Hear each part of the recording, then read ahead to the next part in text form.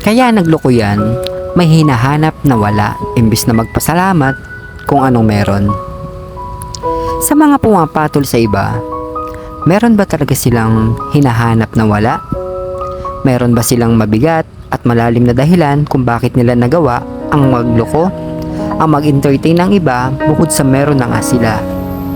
Madalas nga ba, puro palusot na lang nga ba ang sinasabi nila kapag sila ay nahuhuli, naaktuhan, nabubuking sa ginagawa nilang mali? Sabi ng mga eksperto, lahat nagsisimula sa trial stage. Chine-check daw nila kung may charm pa sila. Sinusubukan kung meron pa sila sa kanilang sarili at meron sila dati. Ang stage daw na ito ay sa simula ay nakokonsensya pa at sa maniwala ka at sa hindi, iniisip pa nila kung masasaktan pa ang kanilang karelasyon. Hanggang sa sila na nga ay lumubog na at hindi na binigyan ng importansya ang mga taong nagmamahal sa kanila.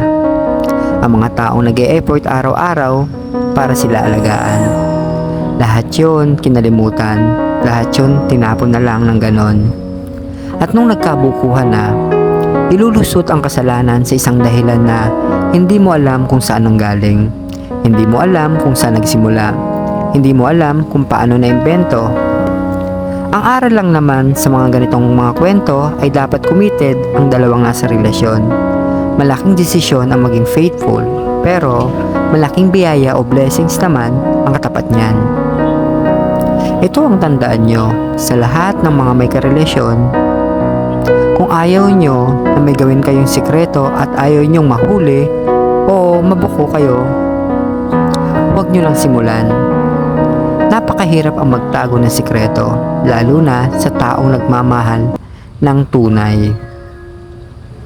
Mahal ng Diyos ang mga taong nagmamahal ng tunay. Ayaw ng Diyos na tuloy-tuloy silang naluloko. Ayaw ng Diyos na tuloy-tuloy silang nasasaktan. Siya na rin ang gagawa ng paraan para matigil ang pananakit mo sa Kanya.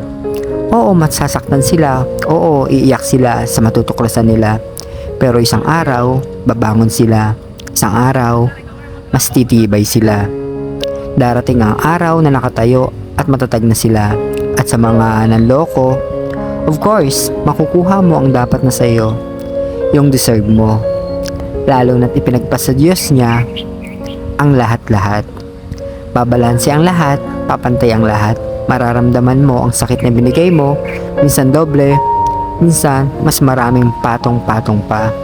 Sabi nga sa Hebrews 13:4, maging marangal nawa sa lahat ang pag-aasawa at huwag nawang magkatungis ang higaan, sapagkat ang mga nakikiapid at ang mga mapangalunya ay pawang hahatulan ng Diyos.